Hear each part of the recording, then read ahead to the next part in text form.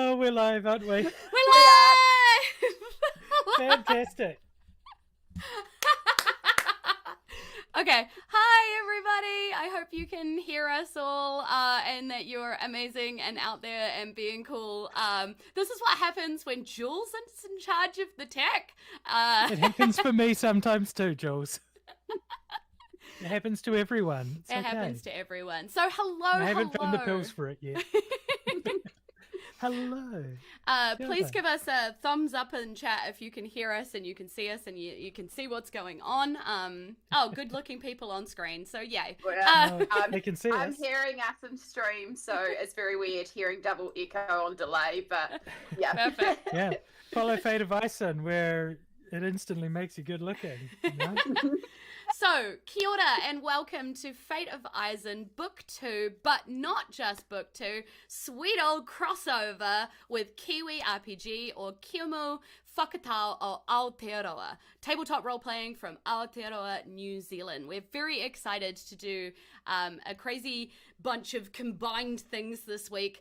This is the very first stream, and it's really important to me that this was almost a test run for me being able to do the stream for the rest of the week. And so I've brought my favorite people along, the people that basically make my life easier and also sweeter in a lot of ways, because they're very supportive and very good friends. So I would like to introduce you to people that you should already know because they've been around Fate of Isen for a long time.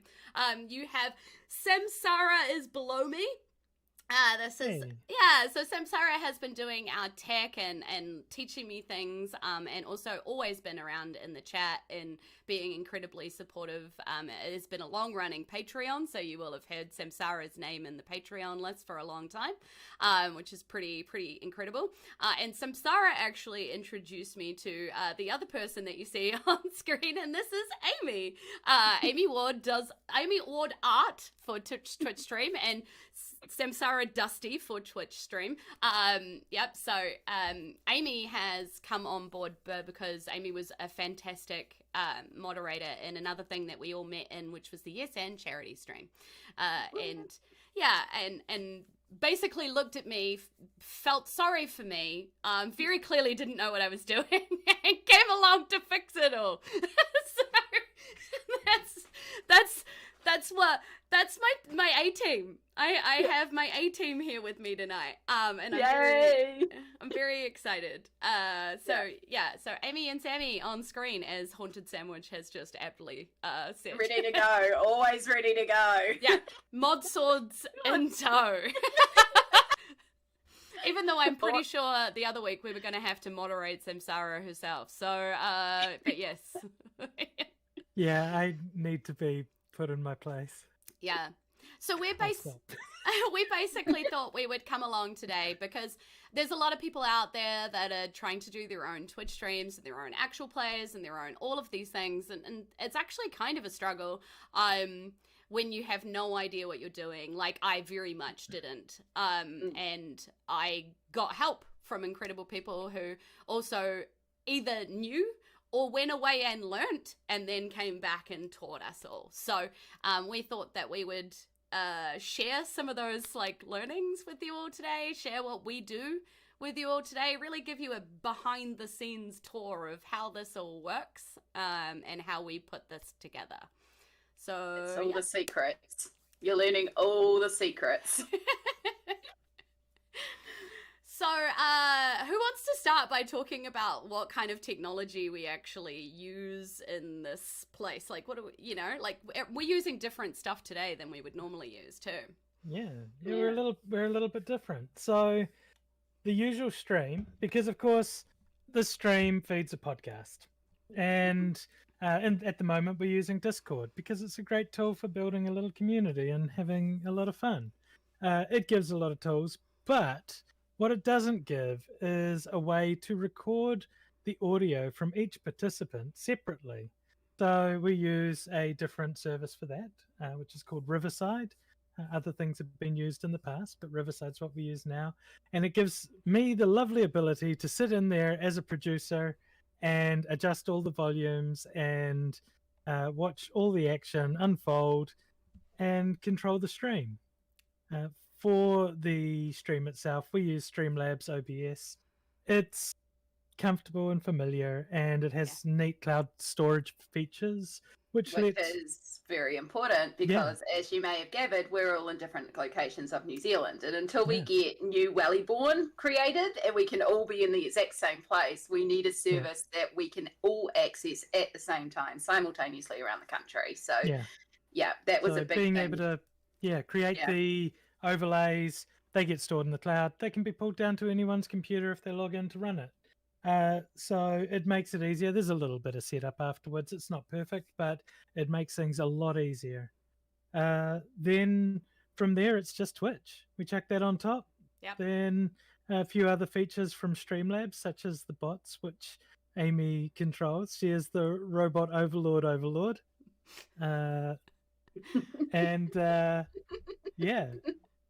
And Hype Queen.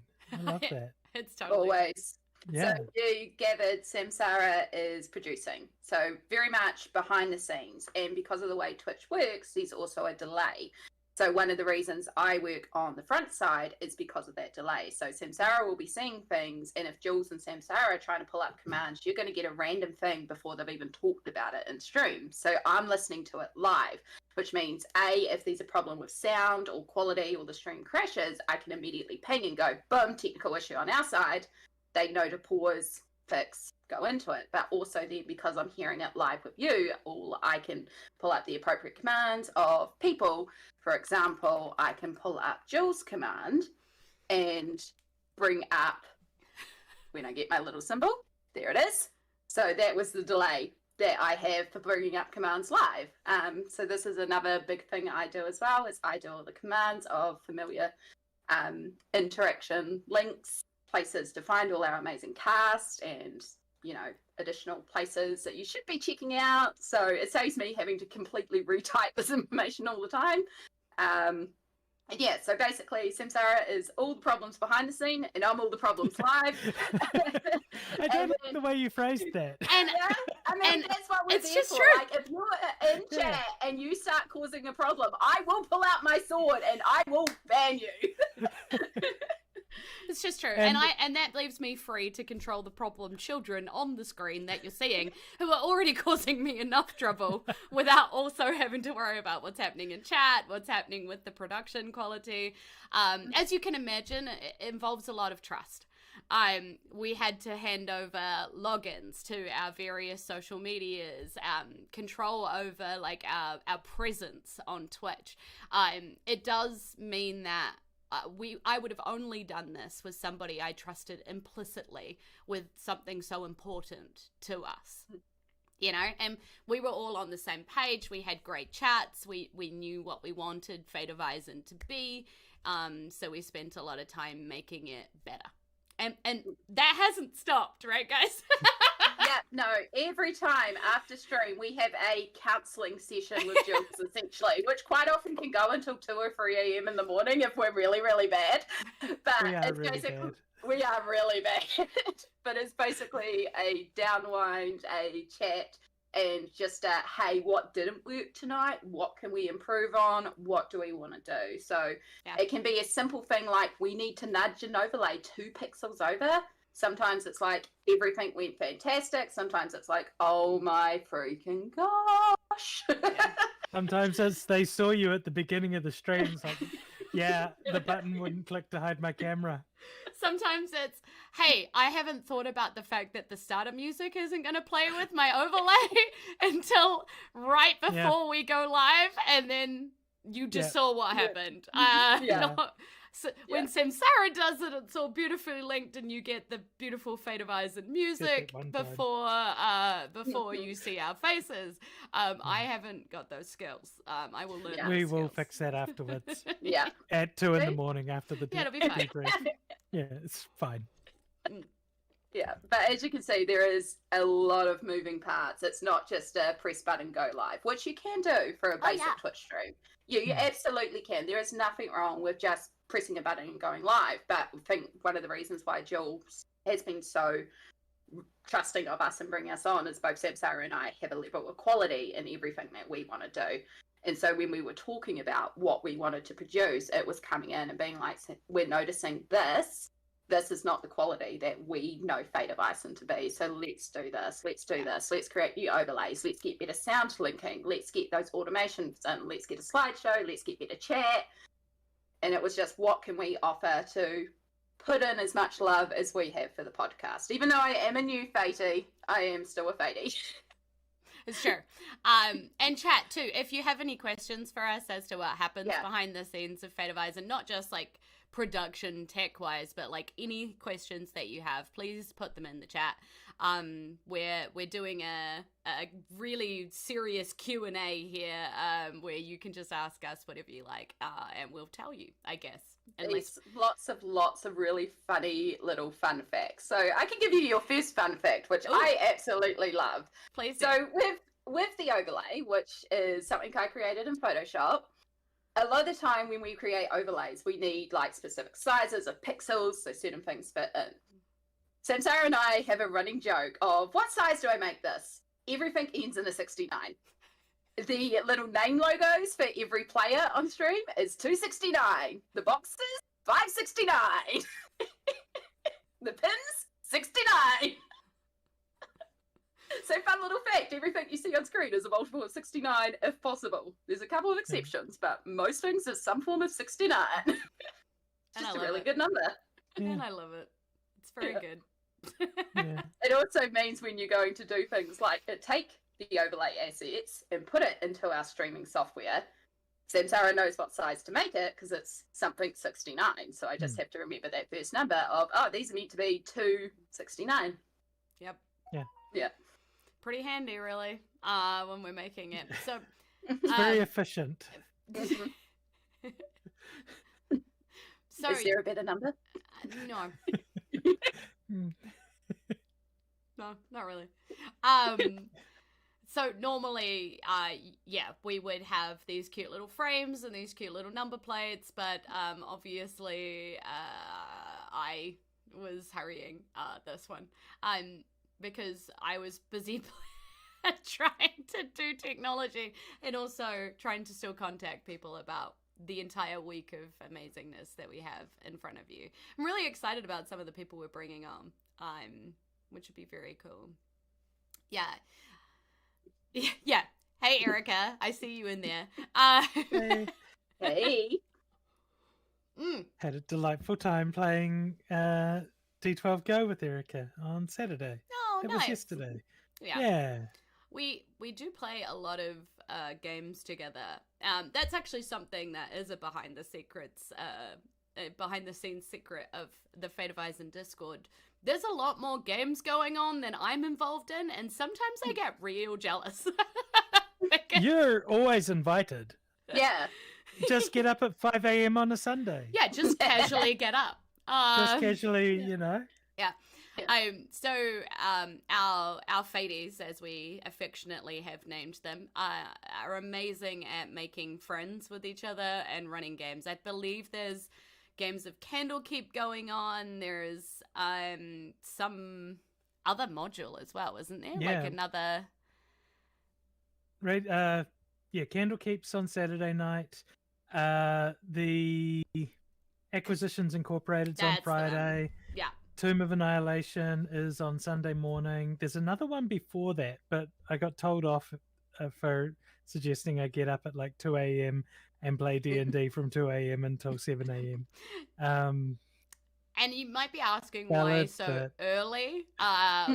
Because, well, we're in New Zealand, right? But a lot of our Faties are not. And so they're playing at a time that works for them after work. Just so happens to be a ridiculous time for us. And we have made a lot of friends all over the world, which is kind of one of my favorite things. So a lot of our friends won't be able to necessarily see this one, but I'll tuck this away and we'll share it on Patreon with them so that they can see. Because as somebody who's a recent joiner of the Fatey, because I was literally brought in when we started doing this, it's been one of the most welcoming, engaging communities and really lovely people. So cannot say enough to the Faties. Oh, we It have was, a question in chat. Oh, Steffi James would like to ask, you're all very involved in the world of TTRPG. Do you still find it a way to relax and have fun? Or are there times where it can be stressful and feel like it's more work than it's worth? that's a good question. It really is. Do you want me to start with that one? Please start. Yeah.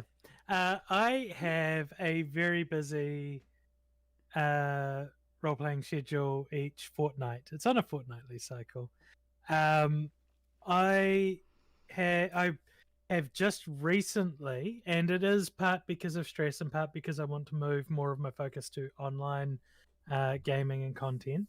I've just recently finished a 6-year-long group and freed that time up on Monday nights. And that was getting stressful after 6 years with my wonderful friends in person. It was getting a lot, and scheduling was always tricky because someone would be sick, someone couldn't make it, someone doing things like that, and it's very hard to just get a pickup player for that, or and it just got really stressful. I'm finding that with the other Thursday game that I run, when the campaign ends, so will the sessions on Thursday, and it'll more or less end my IRL DMing. I'll still be running Adventure League every month at our local game store, Artemis Games, but it's just turned to be, as much as I like playing or DMing in real life, it's just turned out too stressful because of the expectations of organizing things.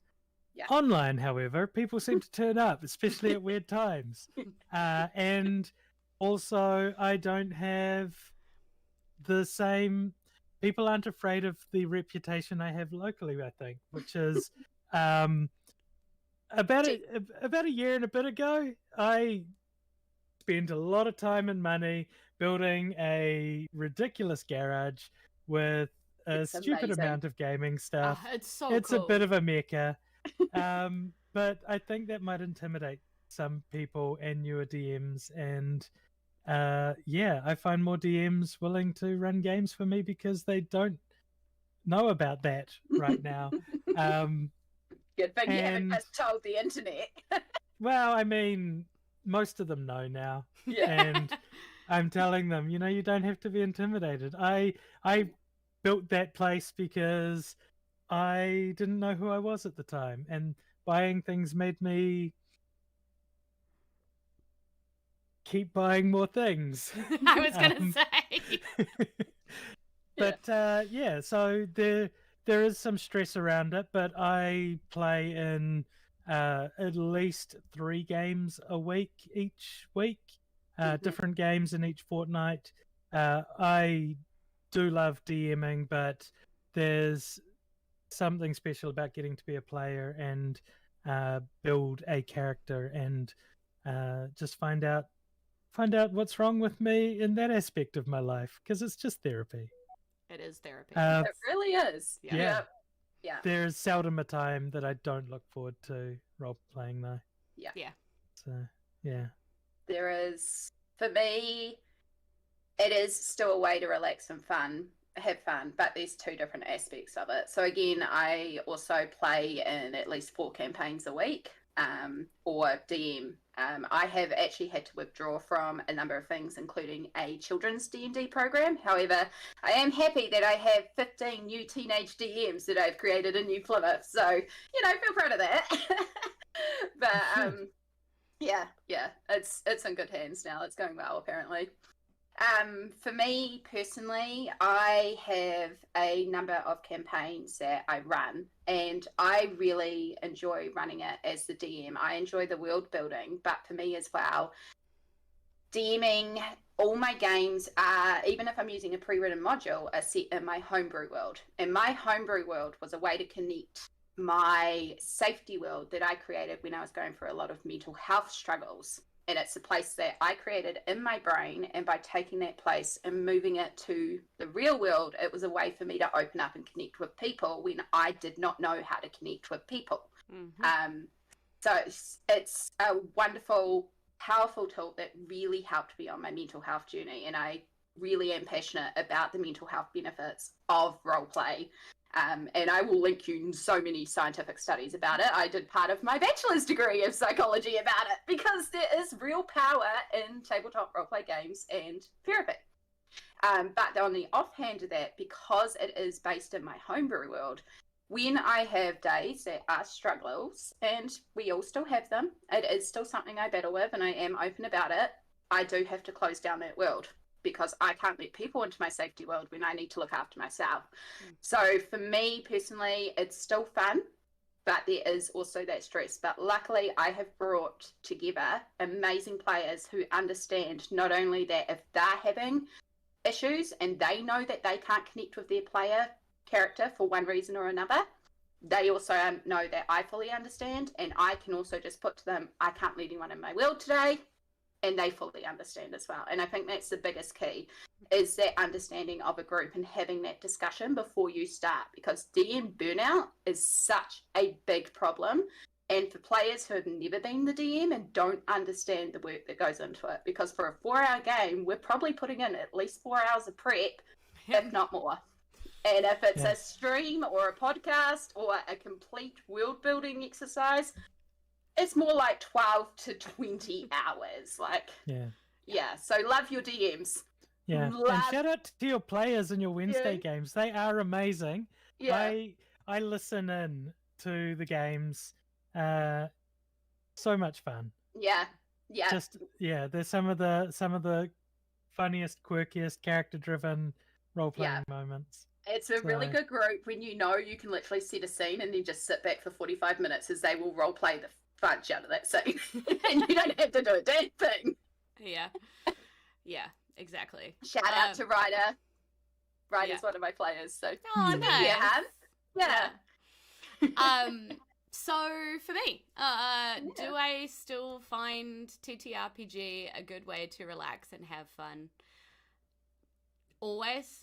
In fact, sometimes when I am the most stressed and I think about cancelling. Do you have buffering going on your end? Yes. Yeah. Yep. Are we back? Hold up. Tech issues. Does your OBS have a little thing down the bottom? No, it just says in stream. Mine just refreshed. Mine just refreshed as well. And hey, welcome back. That was just a quick break to show you the kind of things that can happen on a live stream. That's true. Although my partner's not used to me doing live streams on a so he's probably playing really heavy Wi-Fi games right now. Are you downloading? Anyway, this is the real issues that can happen. We don't have any audio. We don't have any audio right now. Oh, cool. Which is weird. Yeah. Because everything looks good on my end. How do I restart whatever? Check the browser source for Discord, maybe. Are we pinging on the soundbar on the side in the audio mixer? Yep. For the desktop audio, yep. Hey, real issues. You get to see a stream. Real technical issues. Yeah. Let us know if you actually hear us again. I'm just gonna refresh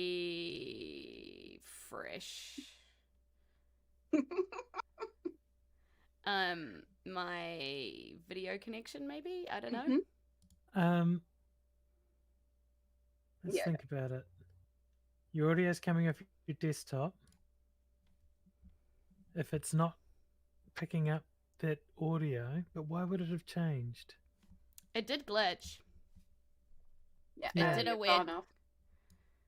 It did a weird glitch, and then it's acting as normal now.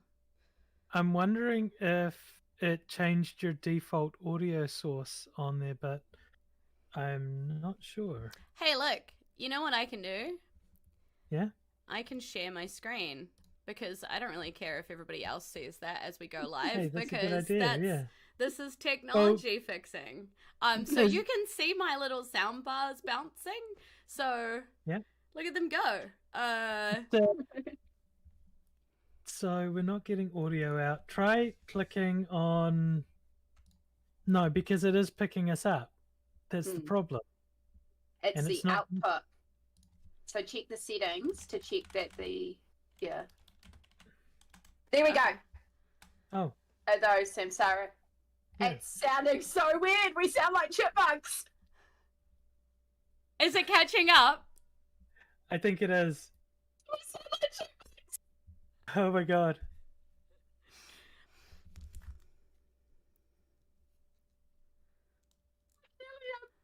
You have to try and listen to it. Is anyone else hearing that? I can't wait to go back and see. Yeah, I think they are. That's why they're saying cute. Oh wow, I really need to do some voice training.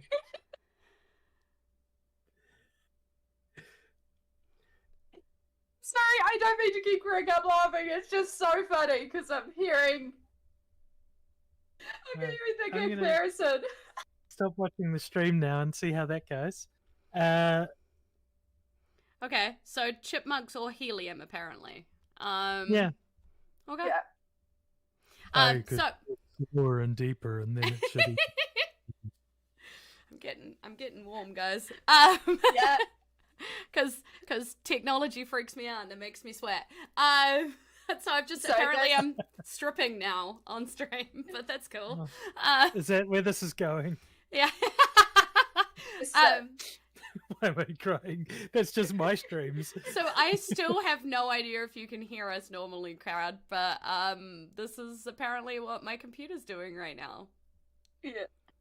So this is often what we have to do in stream. We have like random things that might pop up and we have to investigate. So right now I'm Googling Chipmunk Voice OBS to see what's going on. So make sure you have the device input set to the sample rate. Okay. Yeah. So that's this one. Yeah. In the setting audio. Oh, wait. And this And- one. So if you double click on desktop audio, click the gear next to the desktop audio on the right. This guy. But it just brings up this. No, you on the mixer, yeah. The little cog over to the right hand side. Oh, this guy. Yeah. Uh-huh. Click. So, but yeah, where that we can't see the settings because of privacy, because OBS automatically blocks us out, so That we makes don't share like your stream key. So properties? Maybe? Settings audio. It could also be in your. Source settings, device default, sync offset, down mix to mono, monitor off. None of those are useful. If you exit out of that one and go to the actual cog on your left hand side for the overall settings, Yep. similar to where we found the video output, let's look at the audio output in there. Cool. Sample rate 44.1. That's correct. And channels stereo. Yep, that should be all right. And desktop audio device 1 default.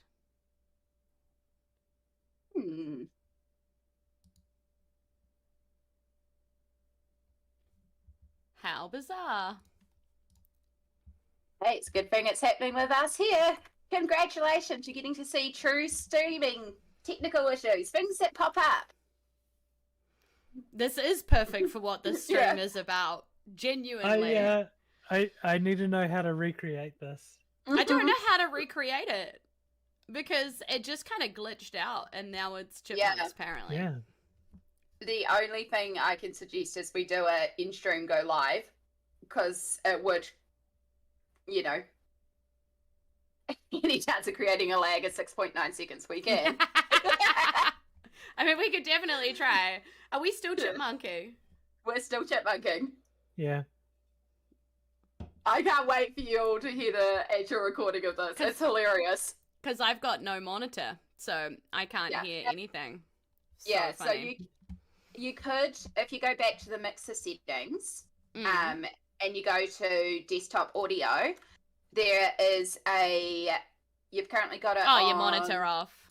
Yeah, so if you put output in monitor or the one that gives you options, you're going to hear us twice, but you will hear what OBS is currently outputting, which means we can tell if it's OBS or if it's Twitch. Weird, I can't hear anything. Like, I can only hear you guys. I mean, like, I can only hear, like, live normal time. Okay. Oh, wait, is that because I haven't exited it? Maybe. Apply the settings.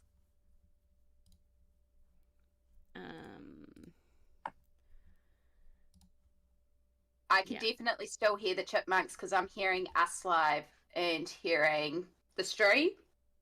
And I'm still not hearing anything from monitor and output. And if I go monitor only and output device, like you have to set where your monitor is, like what audio device you're using for that. True.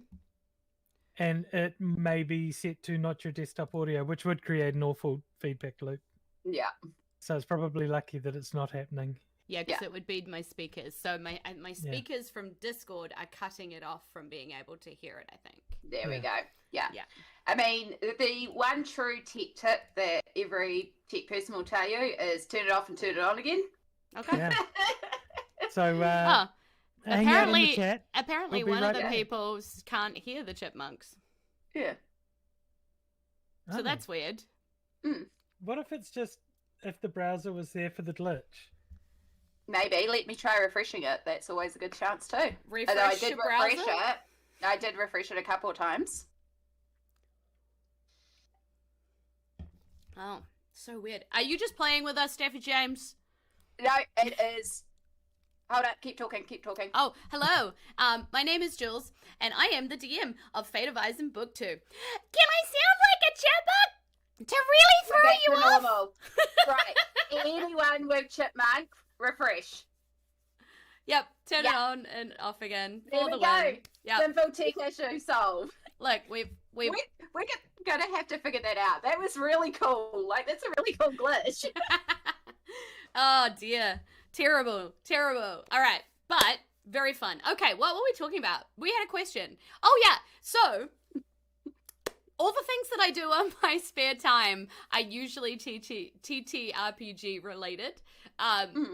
So Monday I plan for a lot of my games, which means I basically have all these different books right next to me. So this is Thursday. Tuesday's under there. This is another game. This is another game.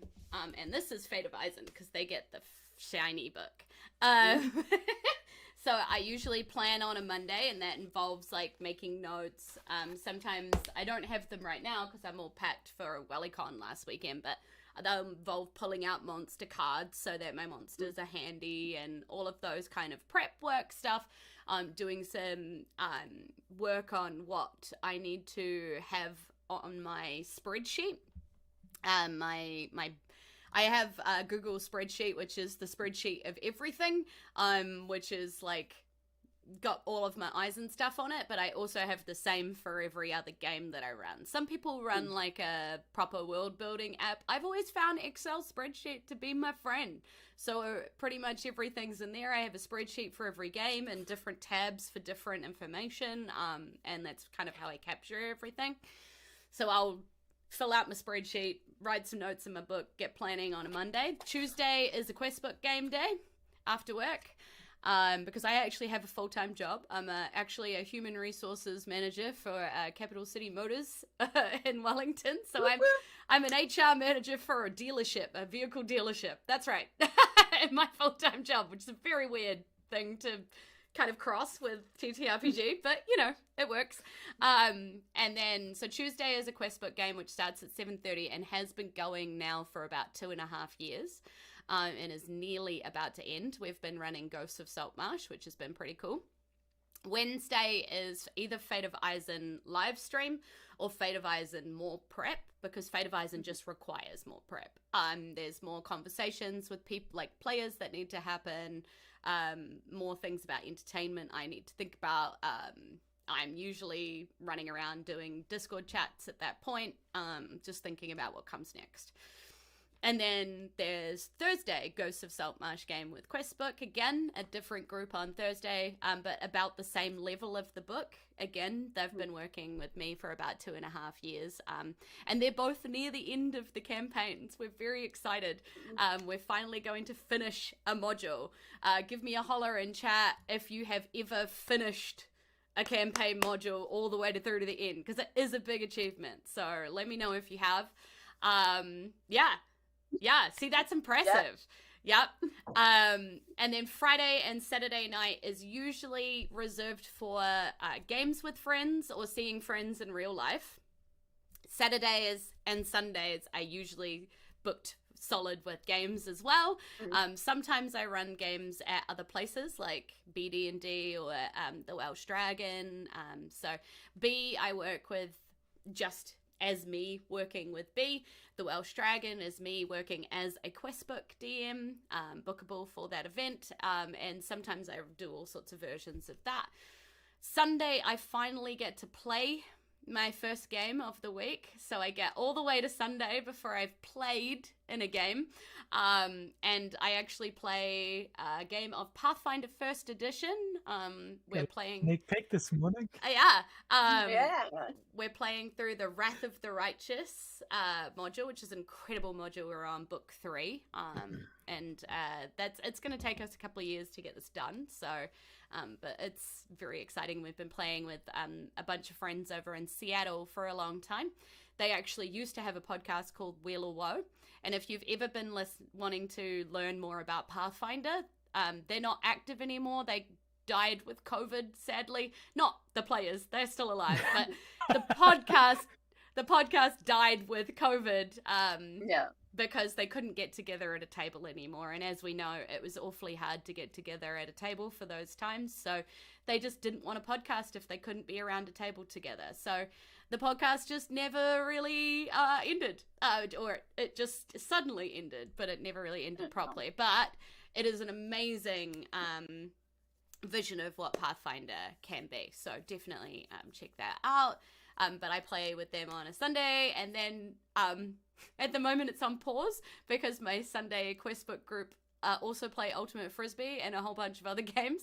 So they put the game on pause while they played games because they weren't allowed to do 2 things, which is fair enough. Partners... 2 things is a lot of things. Well, yeah. So their partners and stuff were like, we're not... you're not playing all day and then playing all night. Like, it's not happening, buddy. So fair enough. So we're on pause, but when we pick up again in a month or 2, I think, we'll be back playing Icewind Dale every week and on Sunday afternoons. And then I also play another game of Icewind Dale. I run a game of Icewind Dale every second Sunday, and it's the only game that weirdly, like, people don't like pay for or isn't the podcast. And these players of mine have been with me for years, basically taught me how to be a DM. And they messaged me on Facebook one day and were like, hey, do you know how to play? We want to learn how to play. We made characters together. I ran a game for them, and then they were like, but now what? And I was like, oh God. And Erica in chat can tell you that they've just been with me for forever now. And we still play games.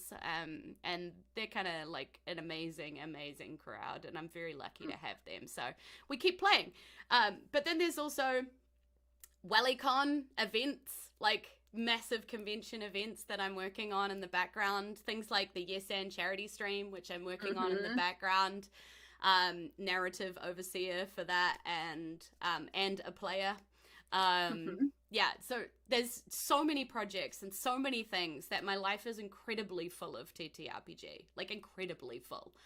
But that sounds very overwhelming, right? Doesn't it? But let's go back a little bit and think about why I started this journey.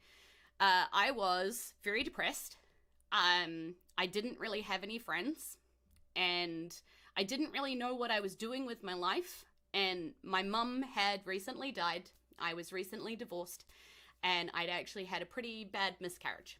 And all of that together, and I just didn't know how to be. I knew who I was supposed to be, but I didn't know how to be her, you know? And I reached out to all sorts of different things, some of them worse than others. There's a lot of alcohol and bad nights, you know? There's a lot of KFC. I don't regret much of that. But there was also just playing in all these different spaces and trying to find my thing. And then I came across RPG once again. And I had come across this earlier at intermediate age, all of about 11 or 12. And I'd played a game that somebody wrote my character for me and then never really let me change anything or make any decisions. And I was like, this game is dumb. So I remembered that feeling, and I was like, oh, I remember that was fun if I'd been able to make more choices. And I learned that you can. So, you know, kept the game, learned learned more about it. Then Brad came along and was like, hey, I want to make a podcast with a bunch of us playing RPG. Does anybody know how to play? And I was like, me! So excited.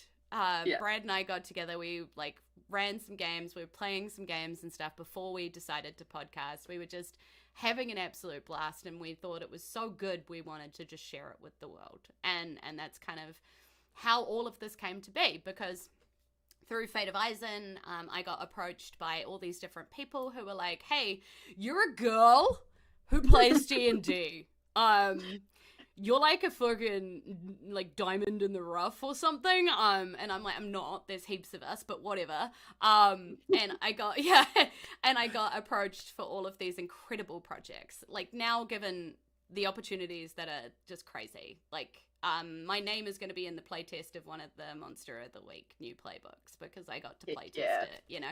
Nice. I got invited to the premiere of the Dungeons and Dragons movie to go watch with a bunch of actual cool people, like Viva La Dirt League. I never say that right. Viva La Dirt League. You know, they were there, and I was like, oh my god, pray at the feet of. Why am I here? You know, but it was because they wanted to hang out with an actual cool person, Jules. Apparently. I'm not gonna let you talk about yourself like that, even on a live stream in front of the world. Yeah, but it's just this amazing thing that has opened up so many opportunities, and they keep coming my way. And how could I possibly say no? All these people just want to play the game. They don't know how. And they're like, can you help me? Can you play with me? Can you teach me how to play the thing? And I'm like, yes, I can. I want to introduce you to the hobby that saved my life. I want you to know how amazing, you know, RPG is. You know? There's definitely, again, a power in that game. And legit, if I could 24/7 D&D, tabletop roleplay, anything like that, because there is such power in this game as a therapy tool from life problems, from someone who is now mobility limited. It gives me a place where I get to be a superhero. I get to move. I'm not in pain. I get to escape. For somebody who struggled to realize how to connect back with the world after being so hospitalized for so long, it's like, how do you people? It gave me that input. There is a huge power to this game, and honestly, I think hopefully you can all hear how much we love this game. Yeah, I played so many female characters before I sorted my shit out. So it was trying to tell me something. So while running this many games and having this much TTRPG in your life can be stressful, and you have to have good management tools. If you don't have good management tools, you're up the creek without a paddle. But it endlessly brings me joy. Endlessly, every day, all the time, brings me joy. Even in those moments where I want to cancel the game because I'm so dead tired and I'm sick. About 10 minutes into playing the game with the people that I adore playing with, I remember why I'm here, you know? I just don't know anything else that's like that, you know? But maybe it's that's probably because actually that's my thing, and that's how everybody else feels about their thing. Yeah. You know? Yeah. But, yeah. You do what you love. Your management tools, oh my god. Yeah, I was about to say that's probably actually a good thing to talk about as well, is the management tools for Isen. Oh, I'm a nightmare for mine. So the games that I run all take place in my own version of Faerun, so the Forgotten Realms. Anything that I'll just change the world as I see fit, and keep to the map, but do whatever I want. All of them are in a persistent world, and I don't keep notes. He really doesn't. I just really remember this is literally my D&D notes. There's just the names of the characters in combat and hit points for monsters is all it is. There'll be there'll be notes about NPC names written in the margins and stuff. I couldn't cope. I'd fall apart. I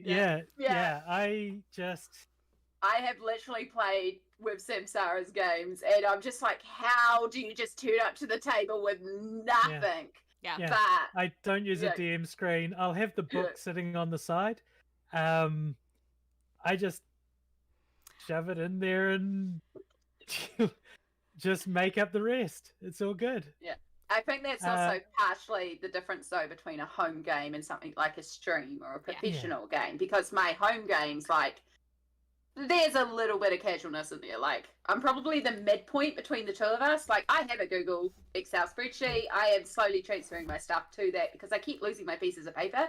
But I also have 15 notebooks down there and sketchbooks and stuff like that. My notes aren't terribly detailed. Yeah. But that's because I've got the Excel spreadsheet too. So this is just notes for during the game, things that I need to remember, XP calculations. Yeah. My notes as a player are actually a lot better, but it's because I draw little pictures of whatever's going on. As a DM, though, I don't have time to take notes, and I can't think about it afterwards. It's just stuck in my head. Yeah. So, yeah. Yeah, there's a lot of I wish I had work better around... organization for it. Yeah, there's a lot of work around Isen, and as you can imagine, it's because 2 DMs have now run in the same world. And not only just 2, there has been occasions where we've invited on a guest DM to kind of run a wee thing in our world, and some of those obviously they change some of the lore, and things then have to change around that again. So if we don't have good notes, we're kind of lost. So we do have a wiki which holds pretty much all of Book 1's world information, and the reason that I haven't really touched it right now is because Brad keeps, I'm going to say, promising / threatening to write a book about our exploits. If you ever meet Brad, ask him how the book's going. You get a look of I don't want to talk about it because it's a terrifying concept, and also he wants to talk about it. It's kind of fun to drop on him. He's always wanted to be an author. I've read some of his writing. It's incredible. So I don't want to mess with his world, his life, his vision. So we're probably going to have to find some other way somewhere to capture Book 2 lore without messing with what he's got written down there, because I want that book to happen desperately. So if you're wondering why the wiki hasn't been updated with any information, that is why. And I'm just trying to think through where Book 2 is going to go. We might have to start a new one or something like that to make it work. So That's possible. That's possible. So we had a really good question come in from Steffi James again. Cool. With the not so recent controversy surrounding Wizards of the Coast, was there a concern that people would turn their backs on games? There was. I can tell you that from Questbook's point of view, because obviously I know I've talked about Questbook, but I probably haven't explained it to those who don't know what it is. So Questbook is a New Zealand DM for hire service. In person, we operate mostly out of Auckland, Christchurch, and Wellington. But we do online games both all over the country and actually all over the world. One of my players is living currently in the Isle of Wight, which is pretty incredible. So you can legit pay money to have Jules as your DM. Yep, you can. Book me out for more. I can take it. But yeah, so from Questbook's point of view, yeah, we were really concerned because there was a lot of chatter in our Questbook Discord, which you can join, by the way. It's public Discord. Feel free to drop in. But there was a bit of chatter in there about, like, you know, are you guys going to still run 5e after this? Are you going to switch to other games? Or are you still going to support D&D Beyond? Like, are you looking at supporting like a different way of doing character sheets and stuff? Because I don't know if I want to pay them a whole lot of money and stuff right now. You know, there was a lot of chat, and as DMs, we had to figure out how to navigate that space and how to feel about it ourselves. I mean, I decided that the game belongs to everybody. Much wider than a book can make it. And, or, you know, a rule set. Because how many times have we, like, gone, I don't know what their rule is, I'll just run it like this, kind of like that. Sure, I could spend 30 minutes looking it up online, and I'm sure somebody would have the answer for me, but right now I don't want to do that. I'm in a game, I'm just running a rule. So I kind of looked at it like that. We hold the game in our head. We hold the game in our heart. We know what it is to us, and we know why we do it. I don't do it to make Wizards money.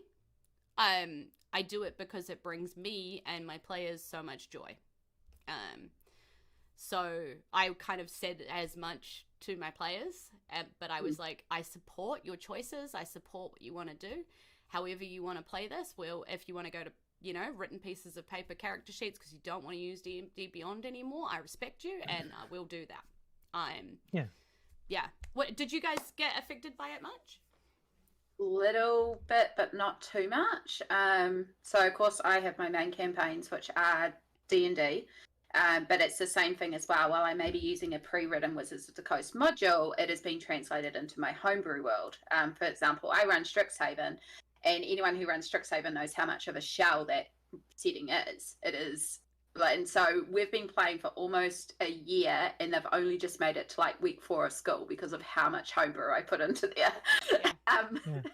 So it's a similar concept of the game is more than what is written in it. Now, I also nowhere near at the levels Jules does, but I do also do DM for hire through a little local birthday party company. Most of mine surrounds kids, though. So I'm actually, a lot of those times, or I'm going to like work dues or ladies' nights or a bachelorette night. Those are my favorite. And a lot of those times when we're offering this, we're not actually playing D&D, and there is a lot of systems out there that I use that are much simpler because it's designed about just introducing people to role play and enjoying the power of tabletop role play. Like D12 Go, for instance. Exactly. Yeah. There's a lot of really good one-page RPGs out there, really rules-like system that's all just about having fun. And when you've got a whole bunch of ladies together with a bunch of wine, they're having a bachelorette night, that's like, yeah, let's play some sexy superheroes. Here's a D6, this is all you're going to need. Or D12 Go, here's a D12, it's all you're going to need. So I think for me, one of the greatest things about that was it did open up a lot of my people that I play with in different spaces going, can we look at Pathfinder? Can we look at Witcher? Can we look at Call of Cthulhu? Or just all those different systems that I've had and have dabbled in but never been able to play because everyone's like, let's play D&D. That's like, yeah, I love D&D, but I also really freaking like Call of Cthulhu. I really like D12 Go. I've just started learning Pathfinder. I really like Tales of Equestria, which is a My Little Pony role-play system. When are we doing a one-shot or a stream of that, Jules? Oh, any day, mate. Okay. If you want sexy battle wizards, I will run that any day for you, but it might have to be an After Dark one. Yeah, there's sexy sword lesbians that I've been starting to learn as well.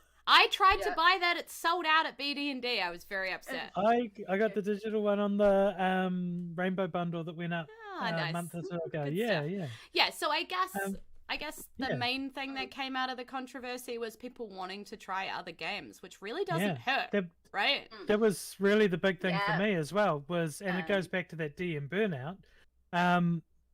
D&D's D&D. It's there's a lot of different editions. People are still playing the old ones because they're just as valid.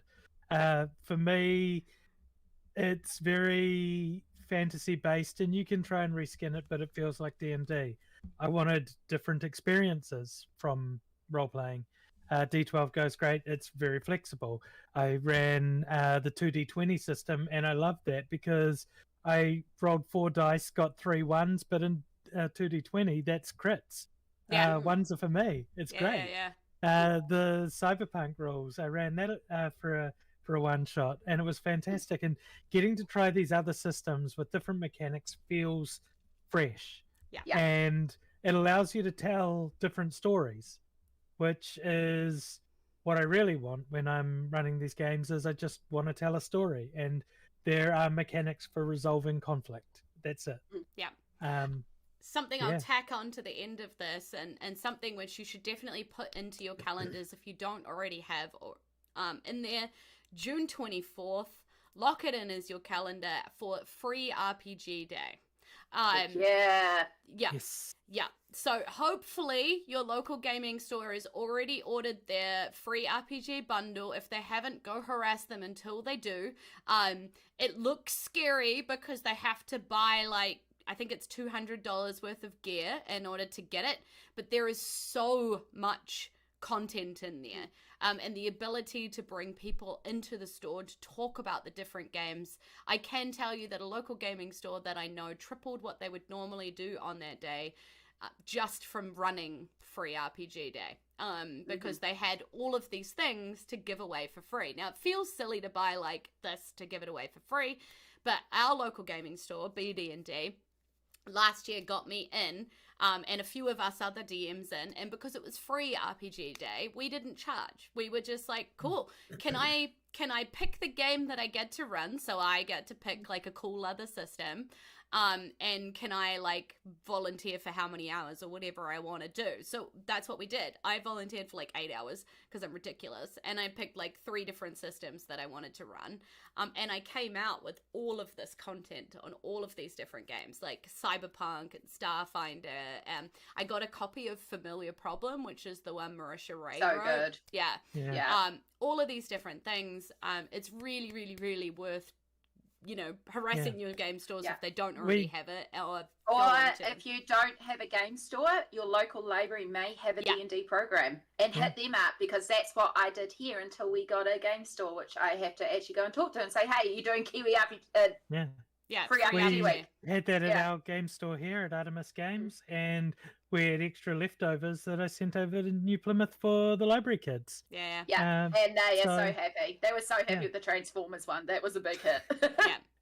So get involved, get amongst. It's a really good time. I'm going to be down at just B again messaged this our year. store owner to make sure that we're doing it this year. It was June 24th, right? Yeah, June 24th is the day. Yeah. Oh my god. Yeah, the Link packs is in chat. The packs haven't arrived yet in stores yet, so I haven't had time to flick through and peruse what I might want to run yet. But if you go to the website and you click on the sponsors, they'll tell you in amongst all the sponsors what game they're supplying, which is pretty cool actually. So you get to kind of peruse what is on offer, what you might want to pick up. Yeah, Paizo, WizKids, Lock Battle Maps, Goodman Games, Q Workshop, SFG, Morphidius, Magpie Games, Renegade, Knife Level Games. There's some really good game companies in here. Companies in yeah. Amazing. Dragon Shield role playing, all sorts. Okay, so a question that I wanted to talk to you guys about. I think we've kind of half already covered. What's the biggest mistake that's ever happened to you on stream? And what was the big deal? I have a very specific one that caused me no end of grief. So I do the overlays, and this includes these gorgeous little frames that I spent ages creating. And I took so many freaking screen captures because no matter what I was doing, these frames would never align. And we went through so many variations of this frame, which, if you've watched the first 6 weeks of us when we took over the stream part, they're all different. And I was like, what is going on? Why is this never logging up? It took that long for us to click that Jules was resizing the screen, and it was different every time because it wasn't a set static screen. And every time we changed the screen in Riverside, it changed the proportions of the video. It was never a 16:9. It was whatever it wanted to be every single time. And the moment when I realized that, and I was like, oh my freaking God. Like, we love you, so Jules. many variations of that frame, like me adjusting things pixel by pixel. I just And it didn't was know just that, like, when I did Yeah. the thing where I make it smaller and bigger, that it made such a big difference. I didn't think either, because most video applications that I have used, when you resize, will still keep video at like a 16:9, a 3:4, some sort of ratio. And so initially I set them up in regular video formats, and I did find something about Riverside being a 16:9, and then from there I took screen captures and I was adjusting and adjusting, but no matter what screen capture I was taking, because they were different every time. So now when we broadcast, Samsara has the Riverside on one screen at one size every time. Yeah, it's pretty It's- good. It's one of the easy mistakes to make Yeah. with streaming, is that your screens matter. Mm, yeah. What you're looking at is going to resize as you go. Yeah. The biggest mistake I've made on Isen, or the biggest mistake I've made while streaming? While streaming, doesn't have to be Isen. So when you're on Discord, right, they've got this lovely audio filter that cuts the sound if it doesn't sound like a person talking. mhm. When you're streaming and you buy a good mic, it picks up a lot of things. I know where this is going. A couple doors away from my room is the toilet. And I needed to stream while streaming. And the mic was not muted. You only make that mistake once. That's true. I'll babe. do it again. I'll do it again if someone pays me like 1,000 bits or something. Yeah, so bodily noises can be fun on stream. Fun. Yeah. Just remember you don't have that Discord safety, noise cancellation. So, yeah. Mhm. I think my How about you, Jules? biggest mistake or stuff up or anything is thinking that it needed to be perfect before starting too. Yeah. Do you know what I mean? Yeah. I still Yeah. haven't streamed 100%. as myself yet, because I'm like, who's gonna Looking at listen? What have I got to say? Like, it doesn't look pretty like the other streams do. It actually doesn't matter. Just get on No. here and give it a go and figure it out as you're Yeah. going. Just try. Yeah. If it's something you really want to do, then just do and figure it out as you go. Because actually, people are really nice, and they'll come in and they'll be like, "Hey, did you know you could do a thing and do it like that?" We've had a Yeah. lot of that as Fate of Isen, and we've learned a lot going along the way. So it's Yeah, been I pretty. mean cool. that's why we reached out to help in the first place. Yeah. We saw you getting stressed, and said, hey, we can help. This is what we do. So Yeah. what's your favorite thing about I do have another question actually, so I'm going to say Yes. what I was just about to say. As DMs, how do you navigate the preconceptions new to D&D people have, or new to D&D people have, of what DMs should be or do because of their introduction via Critical Role, Dimension 20, any of the amazing, now Dice Legends, any of the amazing, productions that we have around? I can answer this one really easily if you like. Yeah. So again, speaking, there are two parts to this. There are the home campaigns or my personal campaigns, and then there are the one shots that I'm paid to run. The one shots that I'm paid to run, I put a lot of work into those, and I really do go for it. But at the end of the day, it is a one shot, so a lot of that is just focusing on their enjoyment. I haven't had so far people with preconceived notions, because most people are like, one person in the group would have hired me because they know about D&D, so they may have a little notion. When I am setting up for this, there will be a little bit of communication of what do you expect for the game, but at the end of the day, I walk away from that knowing that it is a one-shot campaign, it is a one-night thing, and things may not go to plan, but as long as I walk away knowing that that group has had a good time and they've gotten their money worth, I don't mind. They can think whatever. I just want to make sure they're having the best time. Yeah. However, when it's my home games, it's different. And this is where the power of a session zero comes in. Because this is where I will sit down with my players and I will outline certain things, including triggers, safety concerns, and an understanding. Like for me personally, we all know, if you're familiar with the Discord, I've been very open about my health journey, my exhaustion levels. I do rely on a walking frame. I do have a disability. So there are weeks where I am not up to it. And I am honest with, there are weeks when I will literally turn up and just be running a bare minimum game. It's not always going to be top level tier. It doesn't mean that I enjoy the game any less. It's just, I'm not that person. I am not Matthew Mercer, whose whole job is Critical Role. We have other things. There is, like, Critical Role, Dimension 20, all these things have been wonderful about promoting D&D and embarking that engagement. And, like, I will admit, like, I got into D&D and then I found Critical Role, and that just pushed me even more to become a better DM, because I wanted to have that engagement and that table and that role play. But also, it's not all on you as the DM. Your players, like Critical Role is not all Matthew Mercer. Critical Role is also the players. So if your players are like, well, you're not Matthew Mercer, it's like, well, you're not Laura Bailey. Like, you want that, you also have to be in it. You have Hit to us up if you want a guest star on Fate of Ice and Laura Bailey. Critical Role. Oh dear. That's a lot of it for me as well. It's about the players and their enjoyment. Like, a DM should be a fan of their players. Yes.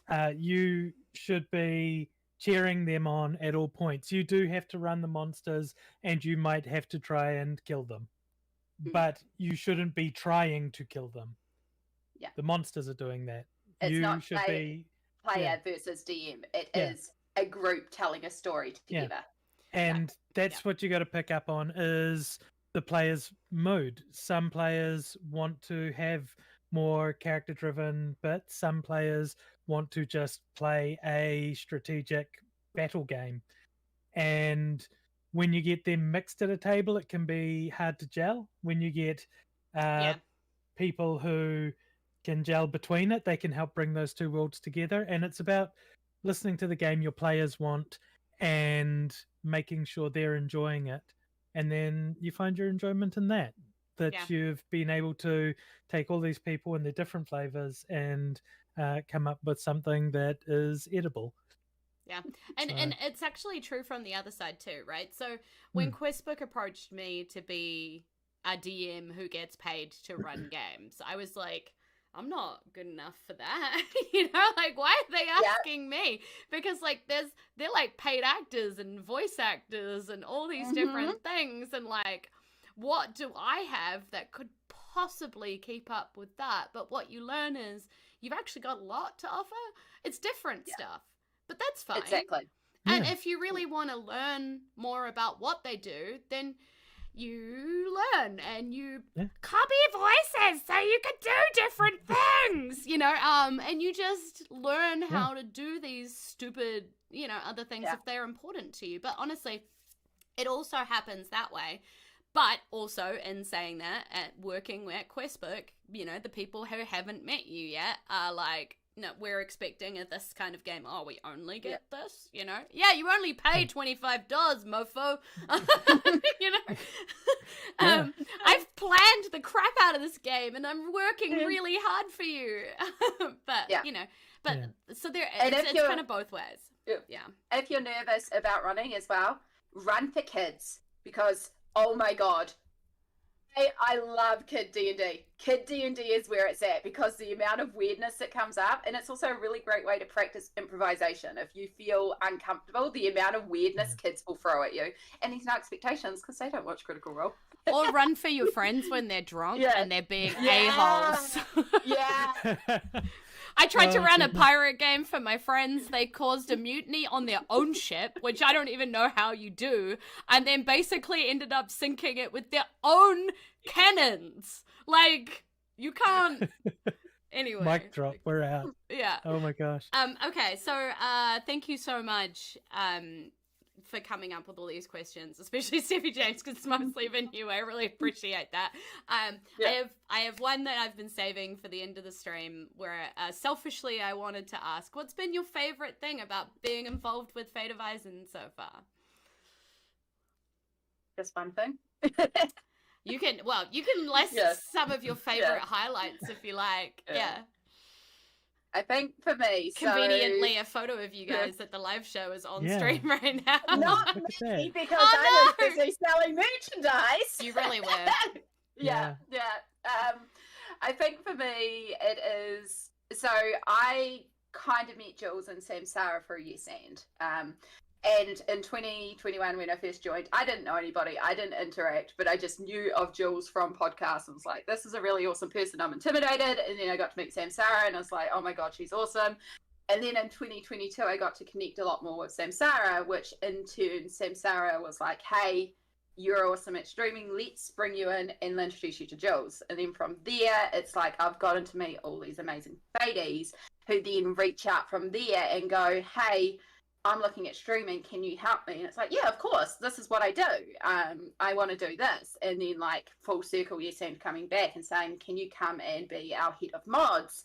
Which for me was really, really terrifying, but also really powerful because I've never led a team or anything. And so it's this full circle of being able to be involved in so many amazing people, meeting amazing people, but also just while doing all this, spreading awareness and understanding and being in a community where also, as somebody who is disabled, being able to come in and go, hey, we're doing a live show. Oh, this is disability access for you, Amy. Like, it's not even brought up. It's like, we've got an elevator sorted. As soon as you're down there, it's all flat. Here's this. You're coming to my house. I do have a set of stairs, but we're going to set this up for you. You're getting and a then good you bed, went so you don't down have the to bend stairs down. anyway. You didn't even use the elevator.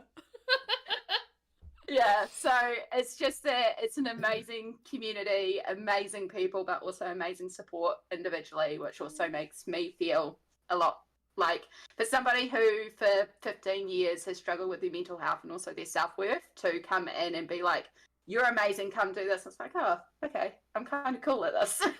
So, yeah. Don't cry! I know, we're all like tearing up. Yeah. At the risk of having a similar story, yes, and my DM for that was Jules. And going back to the DM bringing something to the table, the session changed views about how I could run my games, and that put me onto the Fate of Isen podcast. I caught up and then became a Fadey on the Discord. I should have just jumped in earlier while I was going through all of them. But you don't know that until you're in, because you think you have to wait, and then you're like, oh, people here are cool. I can't believe I just waited. got on there. Oh, it's secret. really affordable. I haven't finished book 1 yet, so you don't have to catch up. A lot to catch up on. But from the Fadies, what an amazing bunch of people. Such a lovely group. Some of the best friends I have are through that Discord. And it's that community, especially in role-playing games, and the people I'm meeting are super accepting. And I mean, I might just be meeting all the super accepting and lovely ones, but obviously there's been a bit of a transition in my life over the last few years. There was a rainbow! And fabulous. It's been that. It's the greater Aotearoa role-playing community and how supportive they are, how great they are. And if I had probably my absolute most favorite thing is now I get to hear the Fate of Isen book 2 5 seconds before everyone else. That's true. Yeah, it's true. It's true. You know I have to work for it. Yeah, I mean, Samsara literally pays to work for Isen, so That's true, you know actually. she loves it. That's true. Worth every cent. Yeah. And despite us working for Isen, we don't get sneak peeks of anything. We know as much as you do, so. But you can try and get it out of me. Yeah.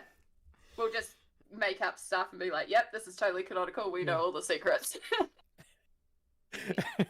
It's true. I keep everything pretty close to my chest. There's a lot to be revealed, and I'm really excited about it. And being that Amy and Samsara are my like hype squad, my cheer squad, my like my absolute rock of support. I just really wanted you guys to be surprised and stuff too, so that you can like enjoy the moment as well, and you're not like it's all work and it's all Yeah. And it does mean afterwards when we come into the chat afterwards, we're like, oh my god! So that's great. Yeah. It's very fun. I am a very lucky lady to be surrounded by such great support here. And then, like you've also said, such incredible Fades that just keep us wanting to make more story, because we could have stopped at book 1, but we couldn't. All of our Fades were relying on us to keep going, so I've stepped into the seat, and I hope everybody enjoys the story that I've got planned. And, well, the very vague story over here that I have planned, and the one my players are trying to steamroll into action. They're chaos incarnate, and I love them. I will pull the mod sword on them. This is my job. Get back on story. So this has been behind the scenes of Fate of Isen, really introducing you to who we are and our support networks and how we play our piece in KiwiRPG, like in the greater scheme of New Zealand, and as our own little piece of Kiamu Whakatau o Aotearoa, which we're really proud to be part of. KiwiRPG is something special in terms of what they have created. It's such a supportive network. I think you've already seen in the chat that like Dice Legends popped in here to say hi. They should be like a competitor of ours technically, because we're both doing the same, but we're just so not. We're just so in love with what each other creates, and we just want each other to be awesome and be supported and do amazing things in the space. So that KiwiRPG community is just such an incredible place to be. So please use this week or whatever as we introduce different people, different things, different creators that are out there doing cool stuff. We plan on talking and sharing a whole bunch of stuff during the week. Yes, we have the schedule, and yes, we have a whole lot of cool things on the schedule. We'll be streaming almost every night at 7:30, apart from next Sunday. We'll be starting a bit earlier at 6:30, and that is because some of the players have a game to get to. So we wanted to make sure that they aren't late for the game that they need to play. So we're starting that one a little bit earlier, but otherwise we'll be here at 7:30 every night this week, as my tech gets slowly better every night. We'll be around. We'll be around. Just flick us a message. Yeah. I'm gonna have to watch the stream while I'm streaming painting and listening to Amy on Wednesday. That's Jules, too many things. Yeah, I will be in Samsara's stream reading her chat while also modding your chat as well. It's gonna be a good time. Yeah. So get out there, go see more KiwiRPG, go watch Dice Legends, go watch, everything else that's on. Diceratops has got a new episode out this week.